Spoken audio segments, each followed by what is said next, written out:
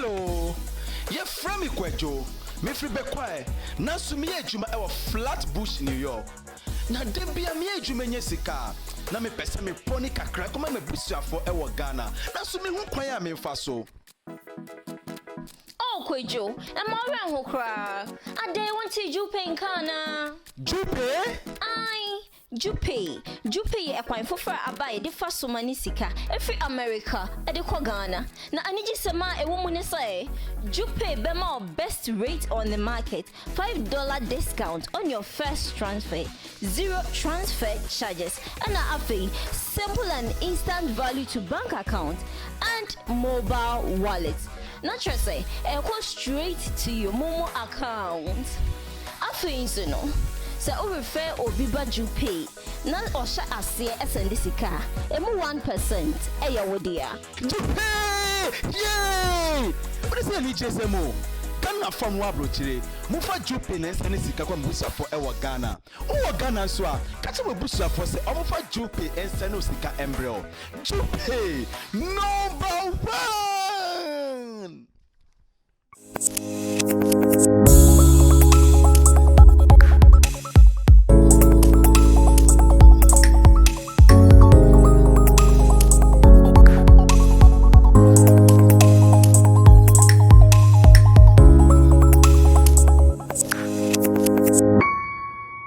Hi, hello. Good evening, good morning, good afternoon, whatever time it is, which part of the world you find yourself. My name is Kwesi E, son, Baako, and you are on MixMixx on the GH News Now channel. Thank you for making time for my little rant. Today I'm going to look at a story that was sent to me by my brother. Sent me a message on WhatsApp. I clicked on it, read it, saw the attendant video, and at once I put everything else I had aside and decided to deal with this subject because I have so many things to say about this particular thing. But bear with me, I will not make it boring and I will not make it long talk, okay, so to speak. Let's do this. The story was about Captain Smart is responsible for SHS girls insulting Akufo-Addo. This was the story on Ghana Web, right? And the headline was, Captain Smart is responsible for SHS girls insulting Akufo-Addo, radio host. Now, that's not really my worry. To start with, Captain Smart, I'll say only a few lines about Captain Smart and move on. Captain Smart, I grew up in Kumasi, and maybe you know me, maybe not, probably not. I know you. I used to listen to you a lot, in the mornings and whenever you were on radio in Kumasi, because you were one of the names, you were one of the thought leaders. So I did listen to you. And honestly, when I did listen to you, I found you brilliant. So I had no reason whatsoever to, think that you were anything less than a brilliant journalist who had a good command of the language and the issues. My departure came with you when on the eve of the elections, the last elections, I forgot where the video is, and I'm sorry because I'll try and research it. If I find it, I'll put it in this episode. If not, I'm sure you still remember. But a question was asked to you about how the EC was fumbling with the results, and your answer to it was so shockingly partisan that I was like, wait a minute. And after that, what has happened is that you have come out yourself to declare that you are an NPP person. That's fine. That's fine. My challenge with that whole thing, is this though.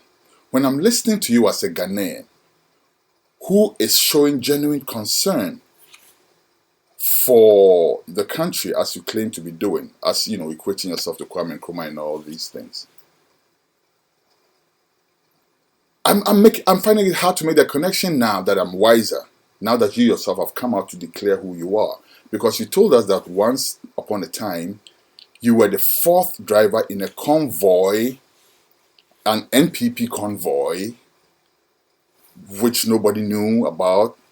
And then you came on radio still and will try to speak to people from an objective point of view. So which is it? After going in that convoy, after sitting in the meetings with your people, all the things that were said and discussed, were those the things that you brought to Ghanaians, or I'm trying to connect it.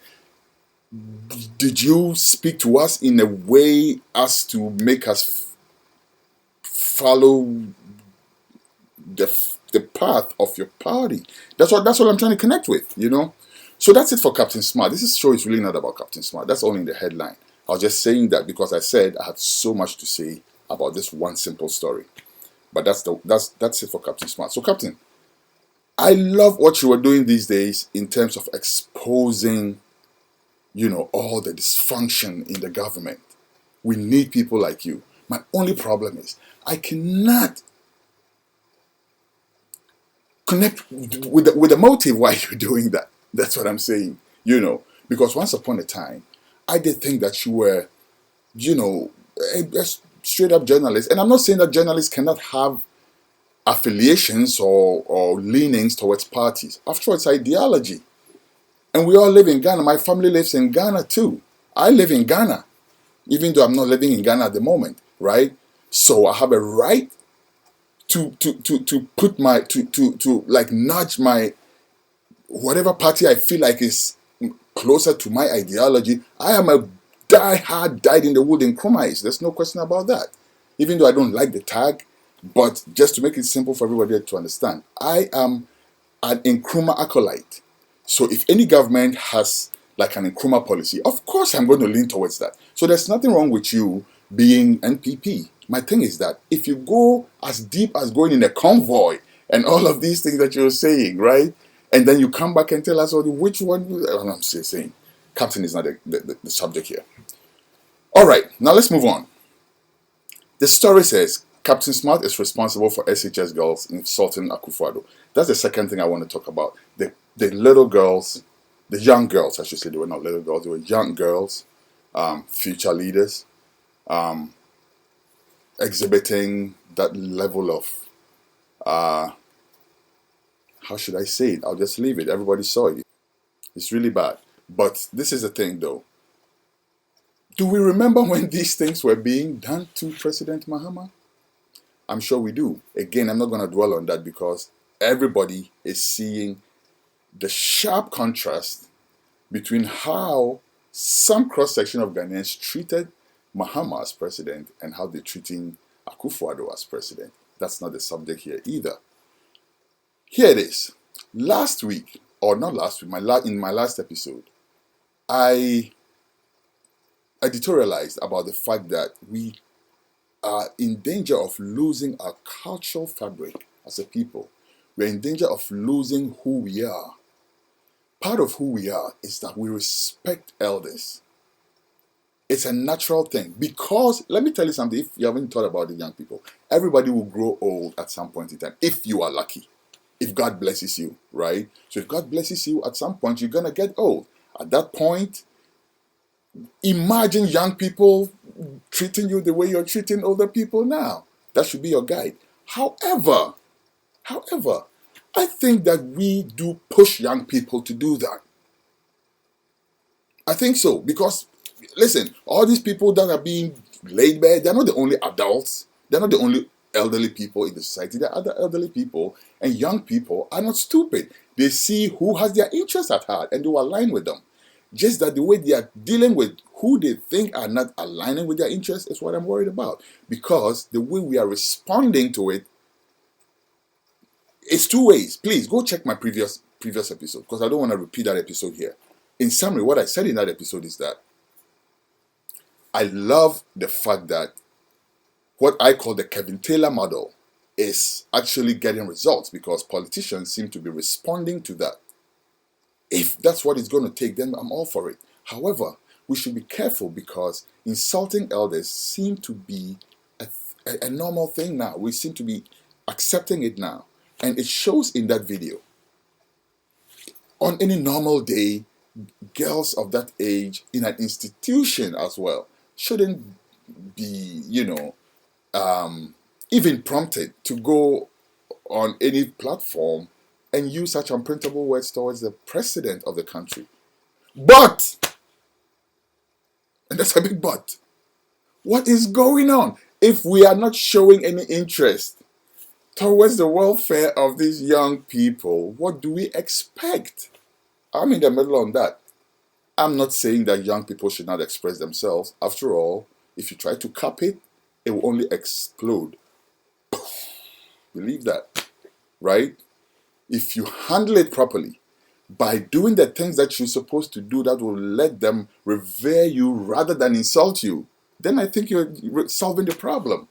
You know, if you give people the promises you gave them when you were campaigning, if you build the roads, you build the airports, you build the hospital, you do the things you said, there's food in the schools, you're not going through all. I wonder what even prompted them to do that in the first place, right? So I think the panacea to that is just do your job, elderly people, politicians, whoever. Charlie Titan and fans slap it on BMO. You see? Like, say, yeah, I know a friend of mine who had his grace in his 20s. Right? So you see that person as well, oh, well, Onimyansa, maybe Onimyansa, maybe Onimyansa. And Nyansa actually is not equated with age. Fools grow old too, as the popular saying goes. Right? But I think every society should be hinged on the experience of the old and the ideas of the young. Then we find a good balance. And for please, let's watch that. Okay, now I'm practically repeating last episode here. But what I'm saying is, let's find a balance whereby at the end of it all, by the time we get our good airports and our good roads and everything, we haven't burned down our moral fabric to the point where we are not an identifiable people anymore. Okay, we are Ghana. We are proud. God bless our homeland Ghana. Make it great and strong.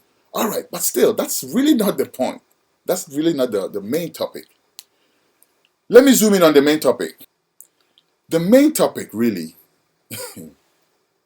is about a colleague of mine, journalist from Kumasi. Charlie, Kumasi journalist.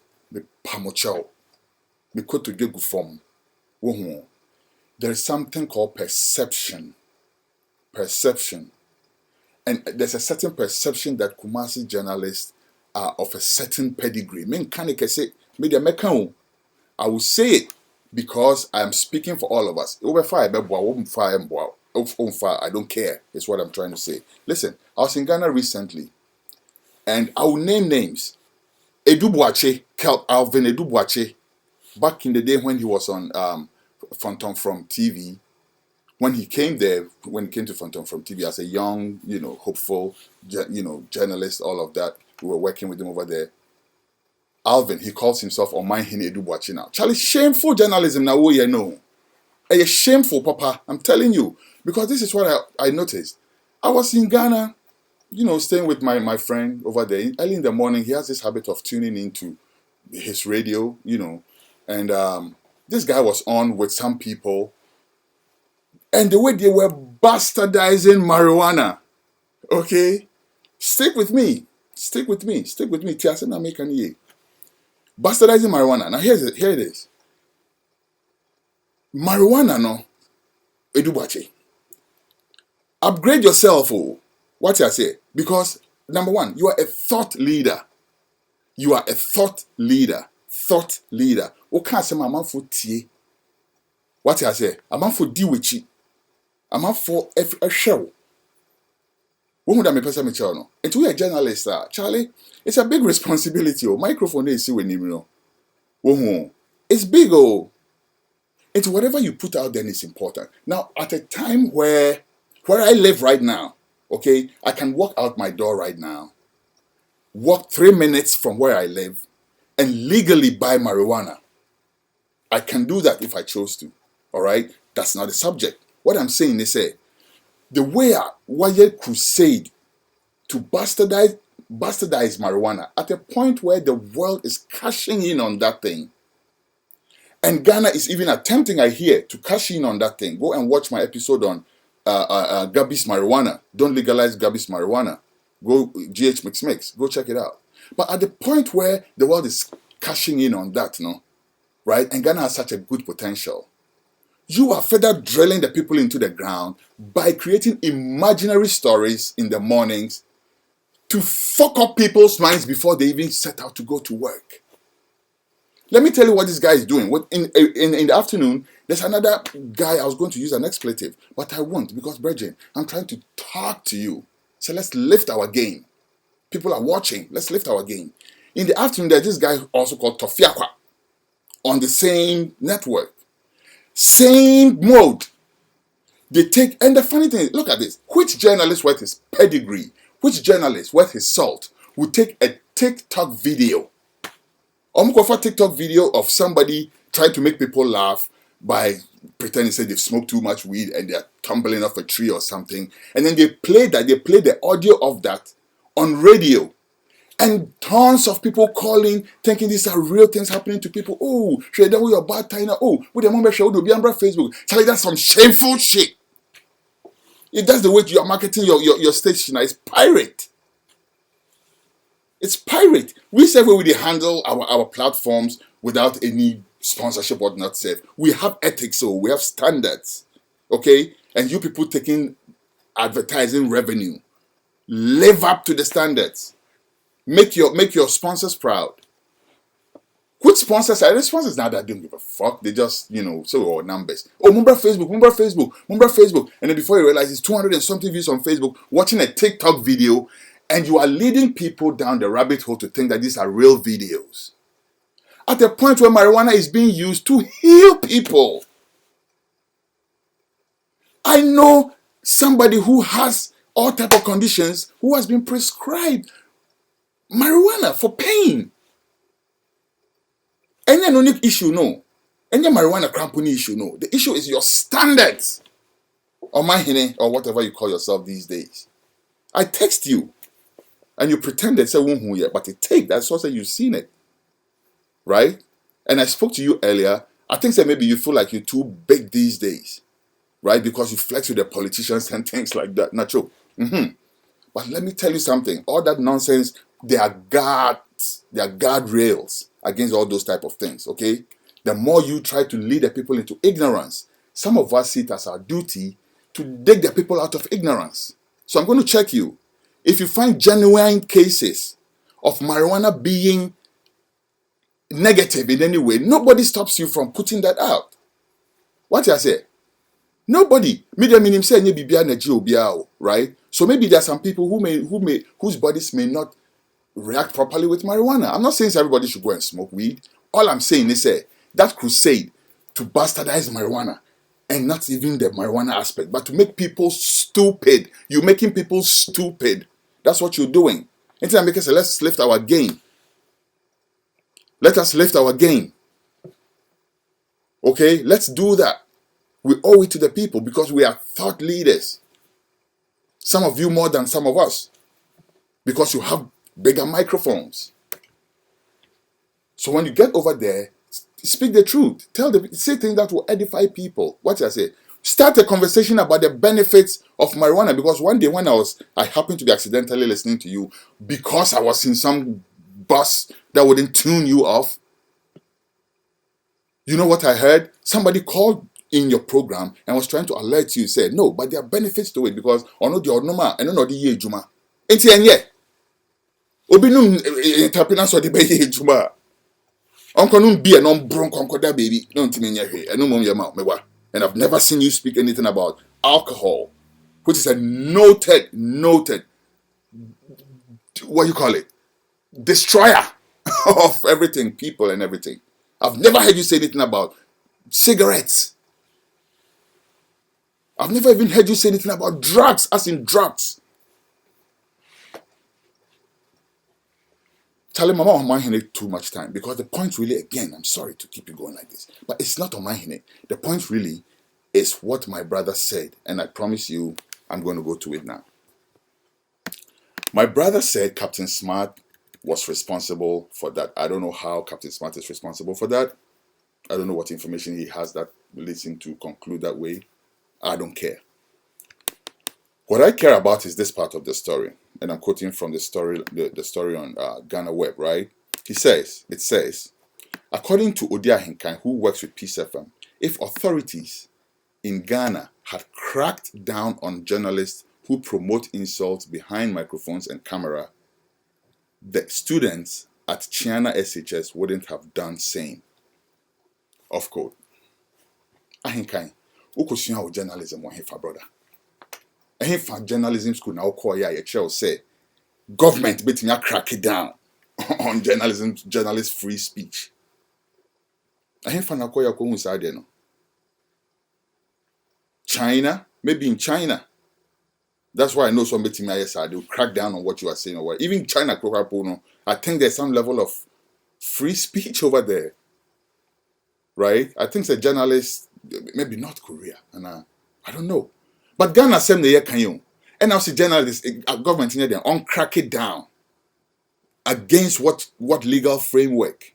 And are buying they crack it down on journalists who are critical. Or now say also as you said, you say who promote insults.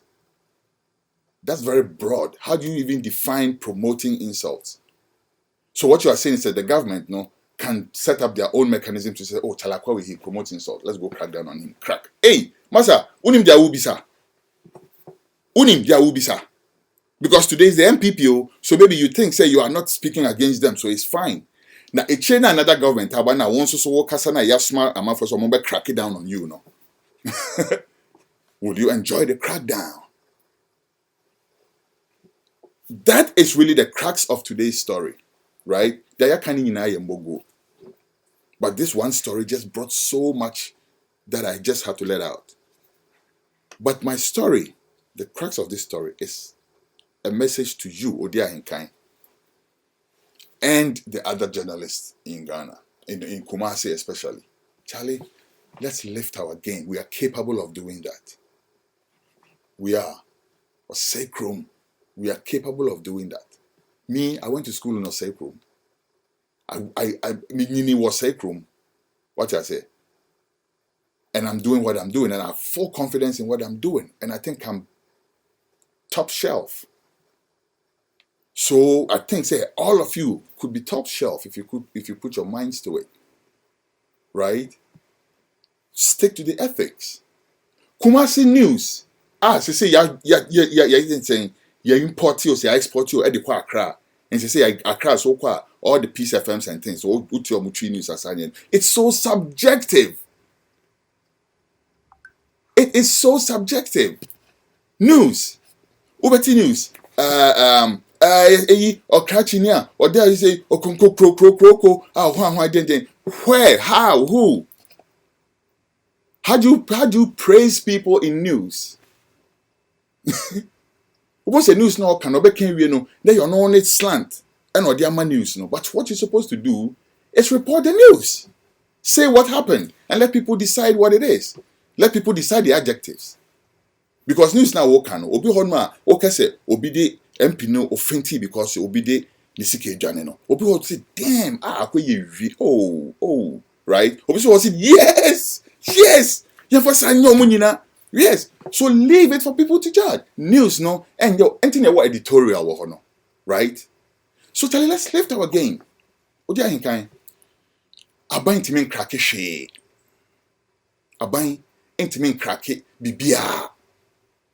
And in this day and age, you as a journalist, you should be smart enough not to even say something like this. Because number one, say Aban decided so baby bisa, it will explode out of its borders. There's plenty of proof to that. Aban tries to be cracking on anything in Ghana. The other media outside of Ghana will explode. What I say? They say Musha Honoma, say Obi Kasa Pepe Panedi, then they never find free honum, so people can't speak. People can't speak because even if the threat is not real, there's a perceived threat. Say, hey, I say me make cocaine, But Charlie, so they're not cracking down on jack shit. That's what I'm trying to tell you. I buy intimate cracking down on BBR. I think say advice, who advise them are buying. Catch her buying say, boom, pull up. Catch her buying say. On cancer, then coffee so munja canivia. Okay, number one. Now, they should just do what the people want.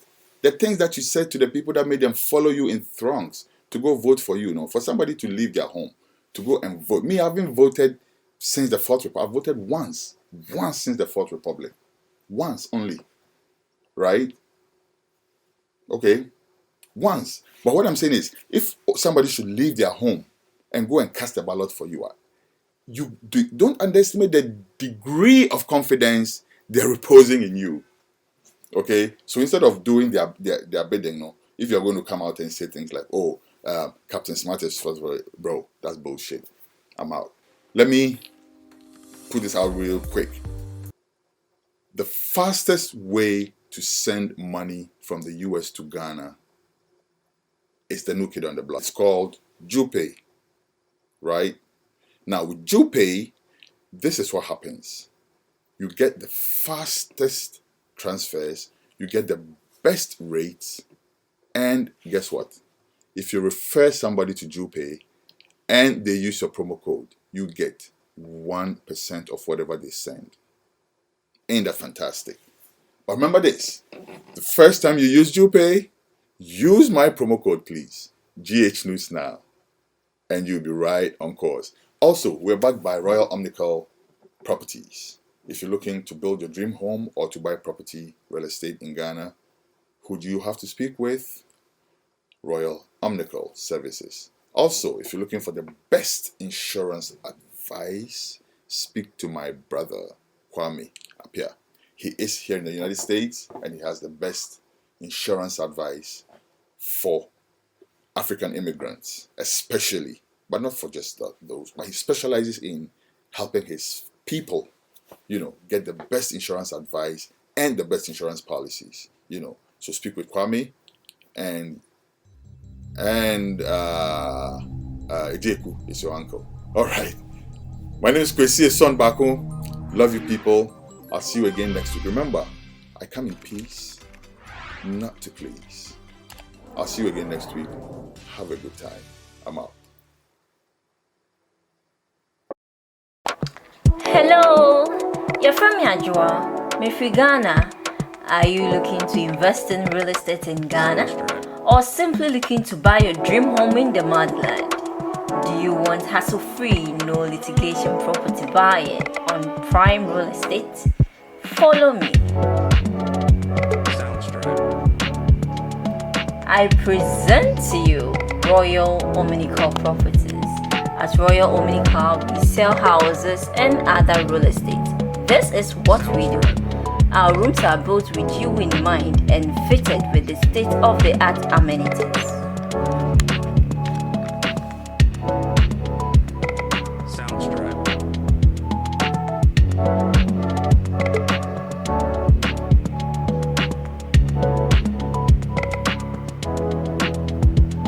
Call us now on +233-26711-3682 or +233-20-074-6821. Royal Omnical Properties. We are your peace of mind.